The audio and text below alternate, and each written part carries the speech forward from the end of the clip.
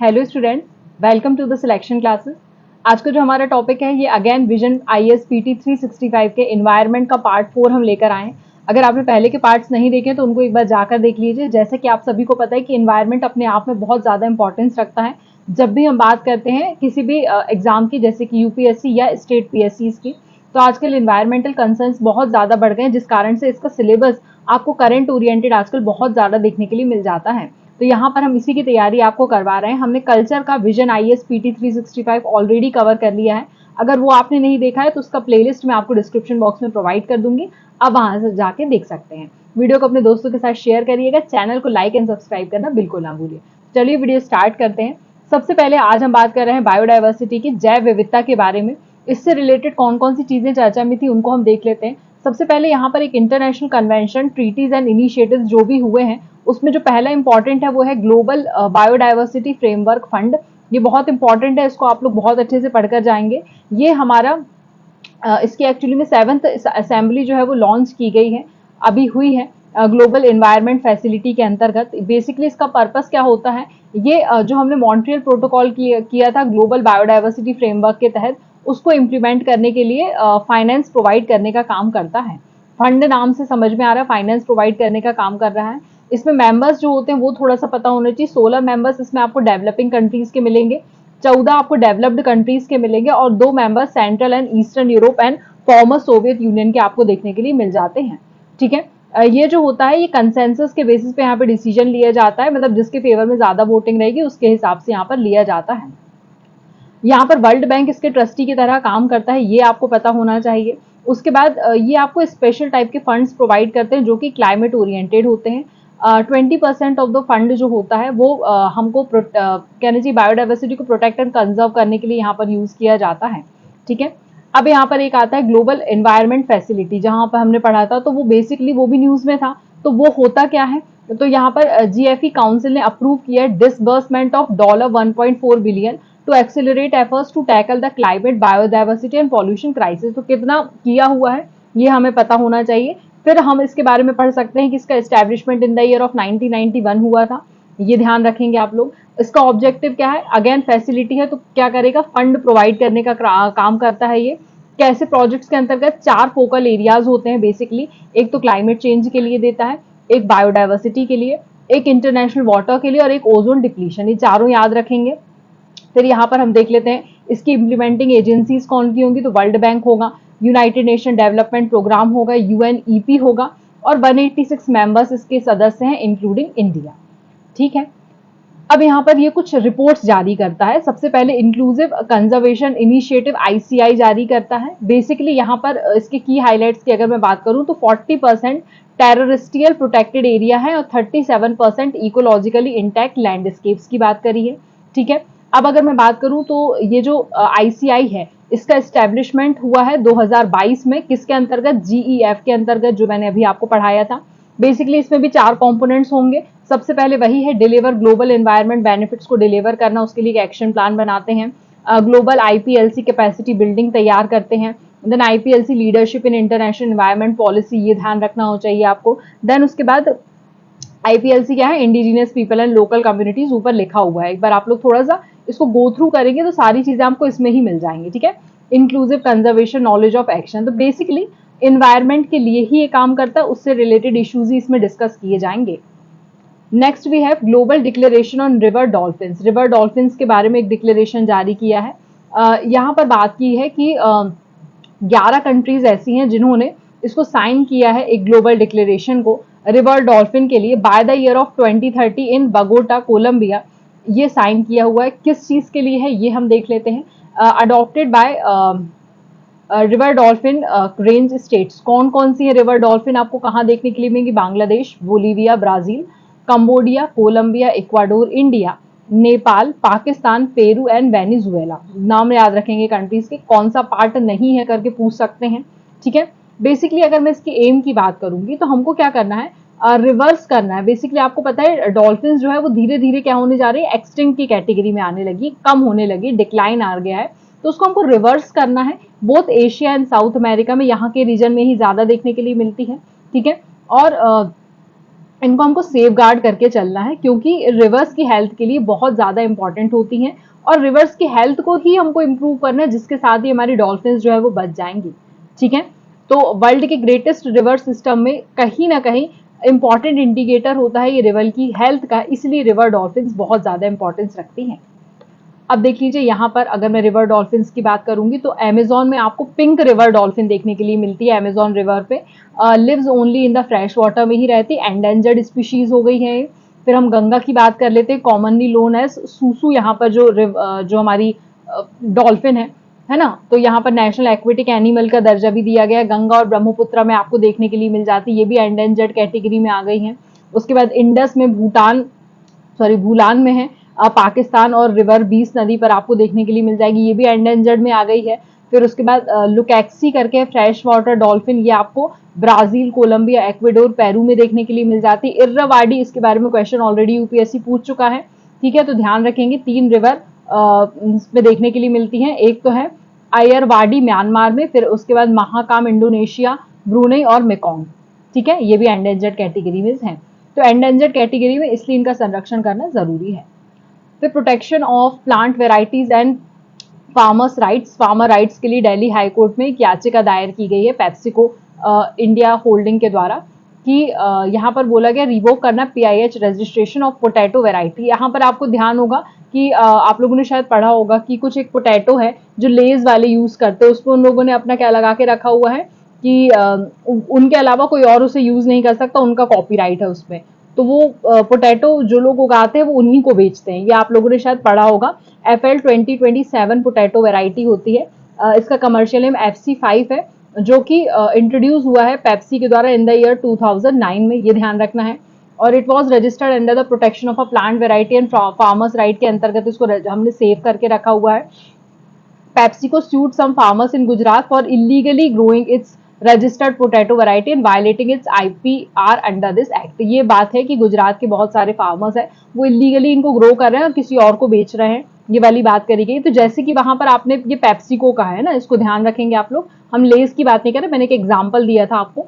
उसके बाद 2021 में अगेन यहाँ पर बहुत सारे फार्मर्स हैं जो कि बोल रहे हैं कि इस रजिस्ट्रेशन को आप रिवोक कर दीजिए, क्योंकि हमें इससे फायदा ज्यादा हो रहा है। ठीक है, अब यहाँ पर protection of a plant variety and farmers right होता क्या है, ये 2001 में आया है, और basically agreement on trade related aspects of intellectual property right, trips के अंतर्गत आता है। इसमें जो भी चीजें रजिस्टर्ड हैं, अगर किसी व्यक्ति ने रजिस्टर्ड करवा लिया है तो उसके अलावा कोई और उन्हें यूज नहीं कर पाएगा।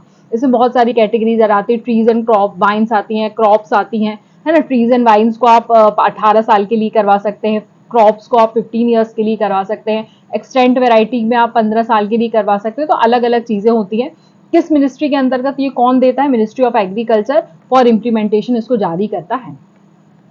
फिर आता है हमारा international treaty on the plant genetic resources for food and agriculture, इसको ध्यान रखेंगे आप लोग। यहाँ पर एक प्लांट जेनेटिकली ट्रीटी साइन की गई है, इसको बोला गया global symposium on farmers rights, इसको ध्यान रखना है आपको। दिल्ली में जो भी एक फ्रेमवर्क यहाँ पर लॉन्च किया गया है फार्मर्स के लिए, बेसिकली इसमें क्या बोला गया है, creating functional synergy across the different UN instruments, अलग अलग इंस्ट्रूमेंट्स जो यहाँ पे यूज किए जाते हैं यूएन के द्वारा, उसमें एक सिनर्जी मेंटेन करके चले। ऐसा नहीं कि एक को हम फॉलो कर रहे हैं दूसरा नहीं कर पा रहे हैं, दूसरे के बाहर चीजें चल जाए, ऐसा हमको नहीं करना है। और कहीं ना कहीं फार्मर्स के जो राइट्स हैं उनको हमको प्रोटेक्ट करके चलना है। और यहाँ पर हमको farmer centric partnership opportunities provide करनी, ताकि जो भी फार्मर्स है उनको किसी भी तरह की परेशानी ना हो। ठीक है, यहाँ पे बहुत डिटेल में नहीं पढ़ेंगे, थोड़ा सा ही था। वर्ल्ड हेरिटेज कन्वेंशन हुआ है, कहाँ पर हुआ है इसको हम पढ़ लेते हैं। तो बेसिकली इसमें बोला गया है less than 1% of the earth surface but they harbor more than 20% of the planet biodiversity। तो बोल रहे हैं कि न्यू रिसर्च सामने आई है कि जो वर्ल्ड हेरिटेज साइट्स हैं वो केवल 1% अर्थ सरफेस का बनाती हैं, लेकिन उसपे 20% से ज्यादा प्लानिट की बायोडाइवर्सिटी कहीं ना कहीं रहती है। तो हमें इनको प्रोटेक्ट करने की जरूरत है, बेसिकली बात यही है। तो वर्ल्ड हेरिटेज कन्वेंशन 1972 में होता है। इसमें 42 आपको पता है 3 कैटेगरीज में रखते हैं, कल्चरल, नेचुरल और मिक्स।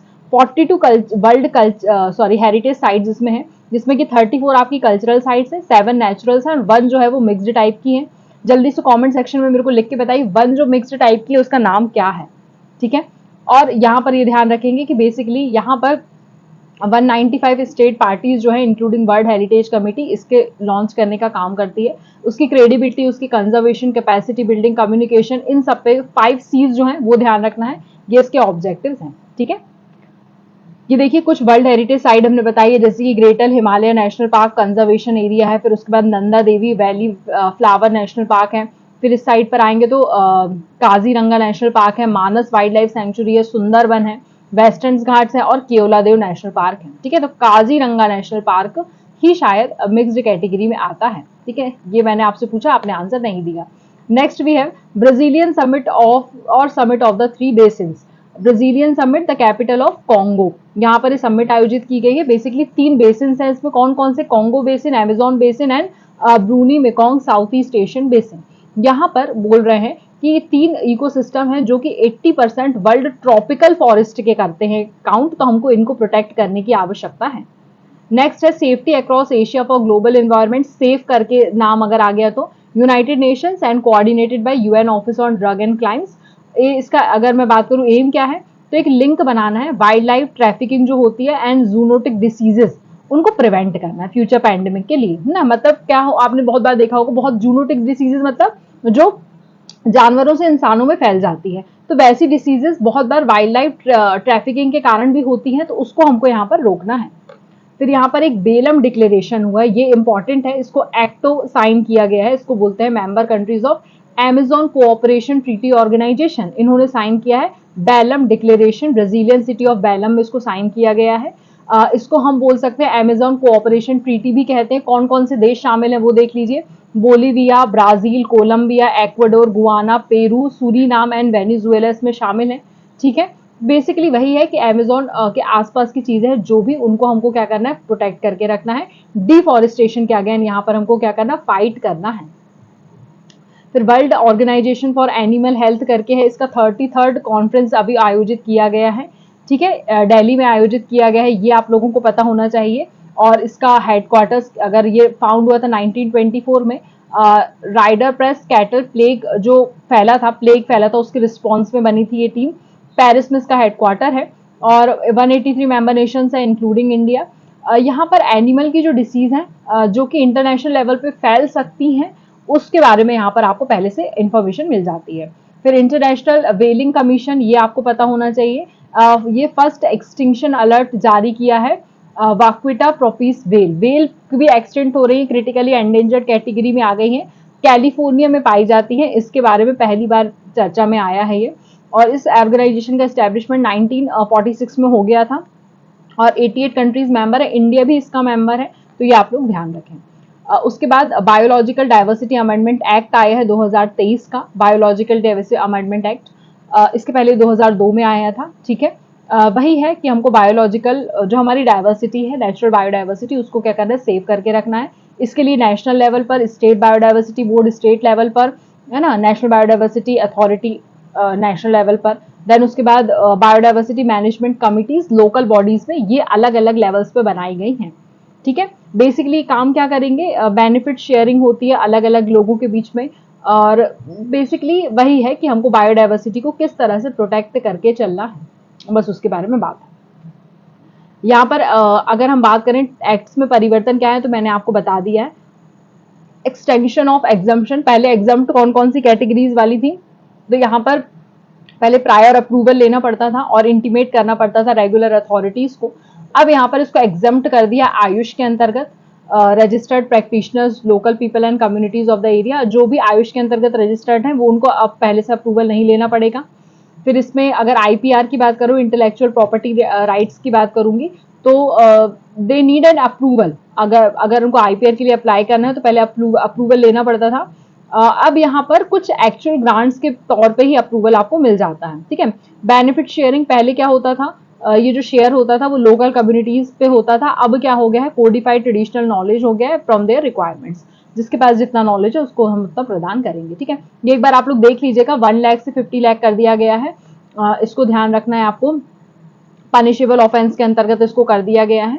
पहले 5 साल की सजा दी जाती थी, अब 1 लाख से 50 लाख आपको देना है, और कंटिन्यू अगर आप करते रहते हैं तो 1 करोड़ रुपए भी आपको देना पड़ेंगे। और यहाँ पर पहले अगर एनबीए का एक्सपेंशन की बात करेंगे तो पहले 10 एक्स ऑफिशियो मेंबर्स हुआ करते थे, अब 16 एक्स ऑफिशियो मेंबर्स होंगे, ये ध्यान रखना है आपको। अब 5 नॉन ऑफिशियल मेंबर्स थे, अभी भी 5 नॉन ऑफिशियल मेंबर्स हैं, 4 रिप्रेजेंटेटिव्स भी इसमें आ गए हैं और एक मेंबर सेक्रेटरी भी इसमें एड ऑन किया गया है, तो ये थोड़ा सा ध्यान रखेंगे, ठीक है। नेक्स्ट है the wild life protection amendment act 2022, ठीक है, अब ये 2022 में आया है।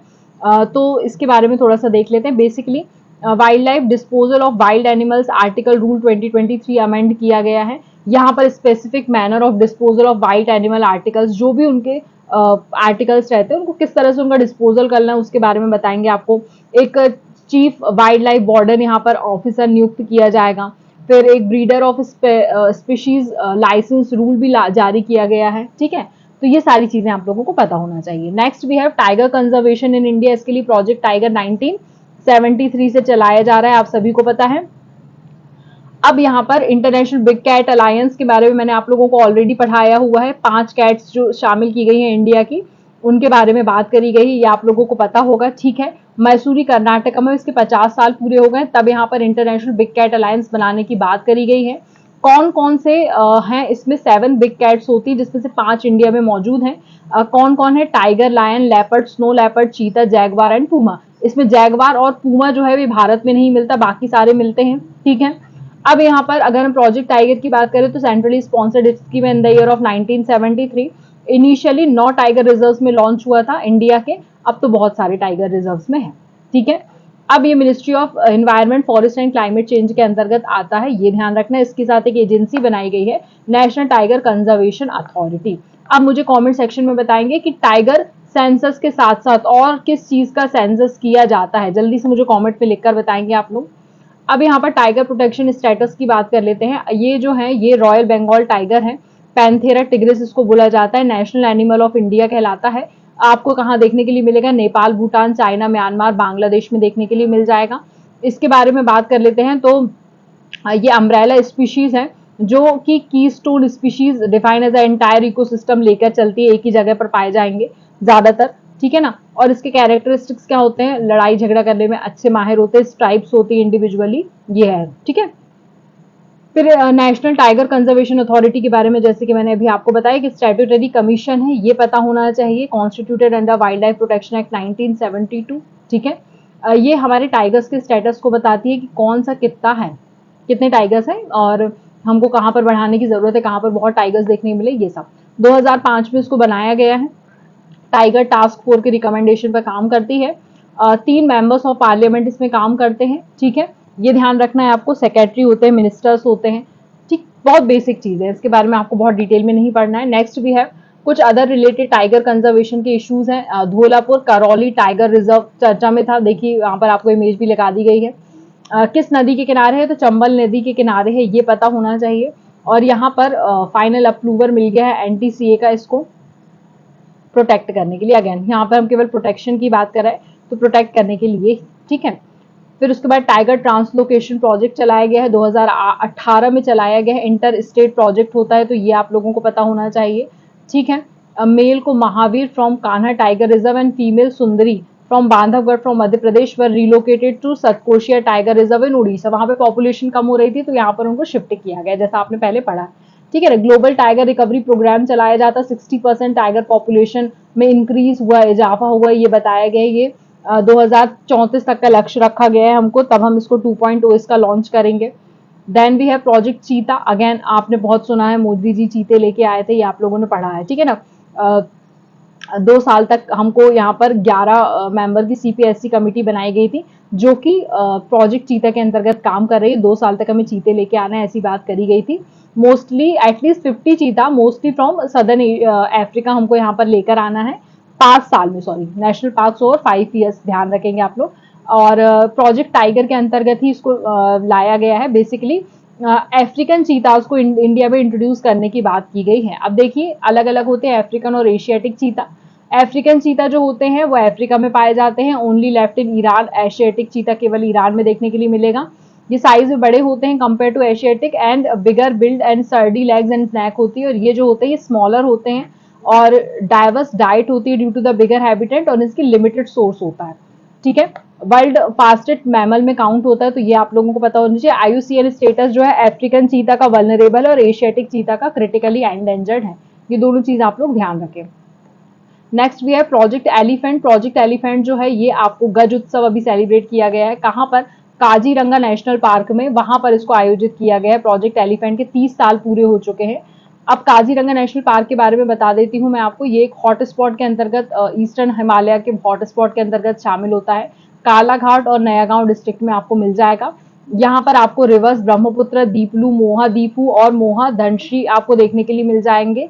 और यहाँ पर आपको ट्रॉपिकल मॉइस्ट फॉरेस्ट भी देखने के लिए मिल जाएंगे। ये इनके बारे में थोड़ी सी जानकारी मैंने आपको दे दी है। थोड़ा सा आप देख लीजिएगा, पढ़ लीजिएगा अब एलिफेंट्स के बारे में। और यहाँ पर एशियाटिक और अफ्रीकन एलिफेंट्स को हमने डिस्टिंग्विश कर दिया है, ठीक है ना। राइनो की रिपोर्ट आई है, इसको एक बार थोड़ा सा देख लीजिएगा, ज्यादा इंपॉर्टेंट नहीं है, इसको हम वैसे नेक्स्ट क्लास में कवर करने वाले हैं। तो आई होप आपको ये वीडियो यहाँ पर समझ में आया होगा। वीडियो को अपने दोस्तों के साथ शेयर करना बिल्कुल ना भूलिए और चैनल को लाइक एंड सब्सक्राइब करते रहिए। इसका पार्ट 5 में हम स्पीशीज इन न्यूज लेकर आएंगे, जिसमें मैं आपको राइनो रिपोर्ट्स भी पढ़ाऊंगी। तो वहां पर हम कुछ स्पीशीज भी कवर करेंगे और राइनो के बारे में भी पढ़ेंगे। आई होप आपको वीडियो अच्छा लगा होगा। Thank you so much.